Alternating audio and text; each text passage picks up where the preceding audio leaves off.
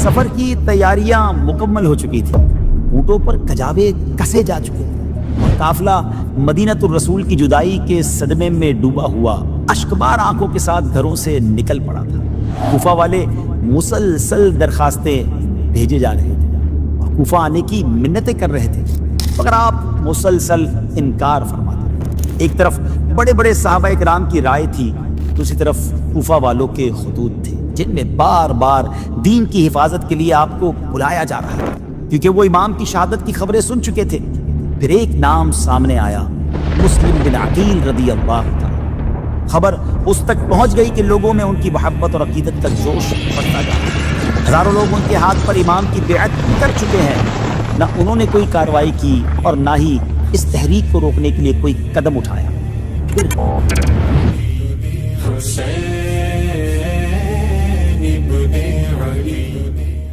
السلام علیکم ورحمۃ اللہ وبرکاتہ۔ ناظرین، ویب سیریز کا نام ہے داستان کربلا۔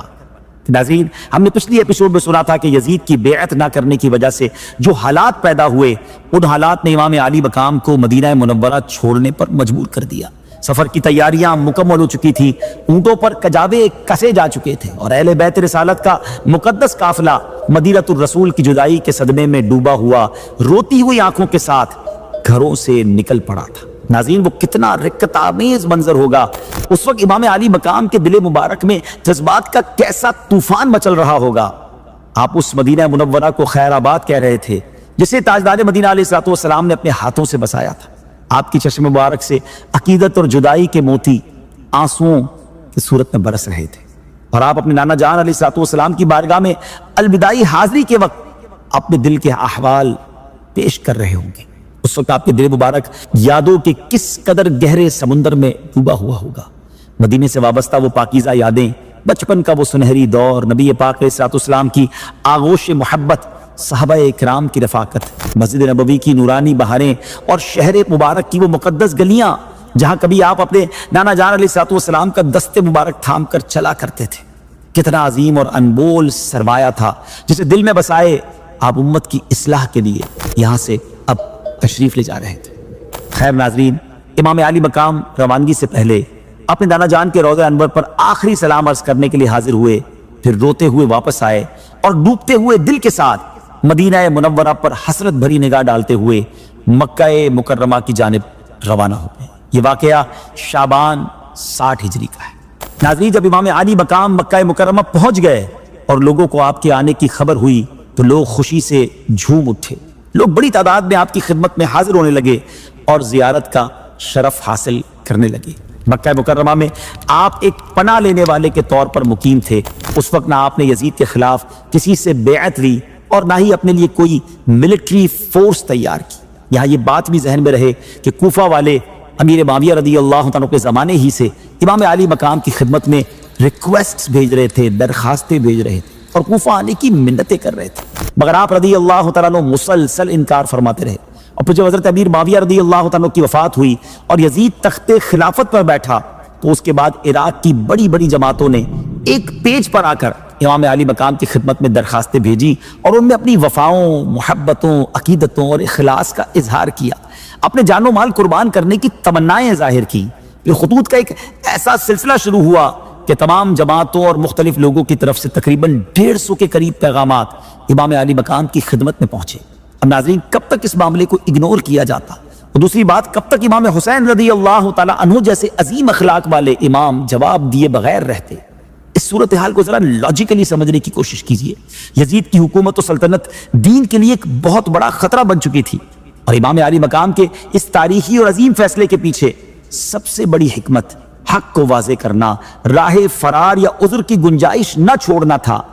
لیکن یہاں ایک اور مشکل بھی موجود تھی ناظرین، وہ یہ کہ اس وقت کے بڑے بڑے صحابہ کرام علیہ رضوان جو اس وقت حیات تھے، حضرت عبداللہ ابن عباس، حضرت عبداللہ ابن عمر، حضرت جابر، حضرت ابو سعید خدری رضوان اللہ تعالی علیہ مجمعین، سب امام علی مقام کے اس فیصلے سے ایگری نہیں تھے، اور ان کے ڈس ایگریمنٹ کی وجہ یہ تھی کہ انہیں کوفیوں کی ماضی کی بے وفائیوں، حرکتوں کی وجہ سے ان کے وعدوں اور دعووں پر اعتبار نہ تھا۔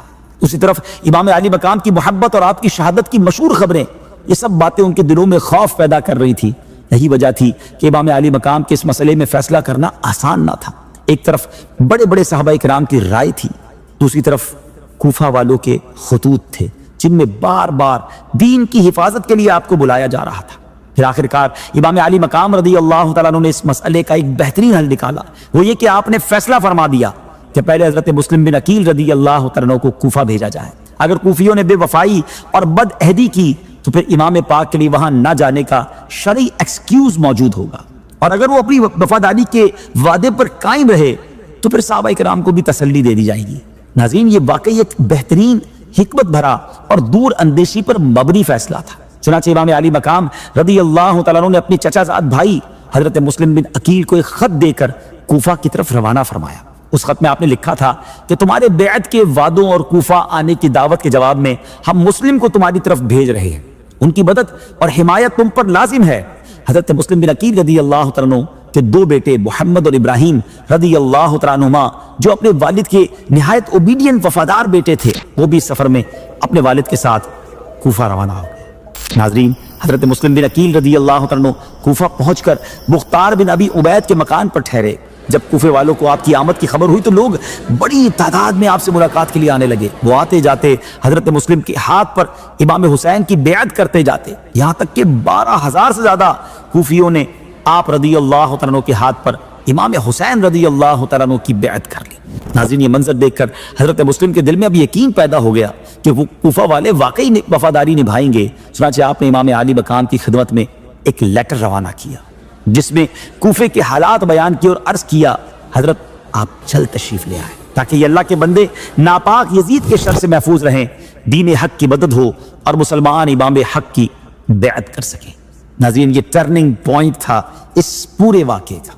مسلمانوں کا یہ جوش و جذبہ دیکھ کر دو لوگوں نے، مسلم بن یزید حضرمی اور عمارہ بن ولید بن عقبہ نے، یزید کو خط لکھ کر اطلاع دے دی کہ حضرت مسلم بن عقیل رضی اللہ تعالیٰ عنہ کوفہ پہنچ چکے ہیں اور کوفہ والوں میں ان کی محبت اور عقیدت کا جوش بڑھتا جا رہا ہے۔ ہزاروں لوگ ان کے ہاتھ پر امام حسین کی بیعت کر چکے ہیں، اور نعمان بن بشیر جو کہ اس وقت گورنر تھے اب تک خاموش بیٹھے ہیں، نہ انہوں نے کوئی کارروائی کی ہے اور نہ اس تحریک کو روکنے کے لیے کوئی قدم اٹھایا ہے۔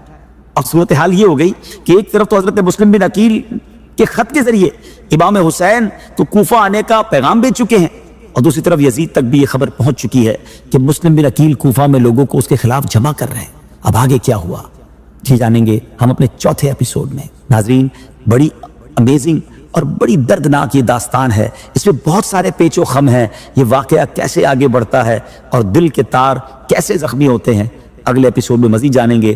اللہ کریم کربلا والوں پر اپنی رحمتوں کا نزول فرمائے اور ہمیں ان کی سچی غلامی نصیب فرمائے۔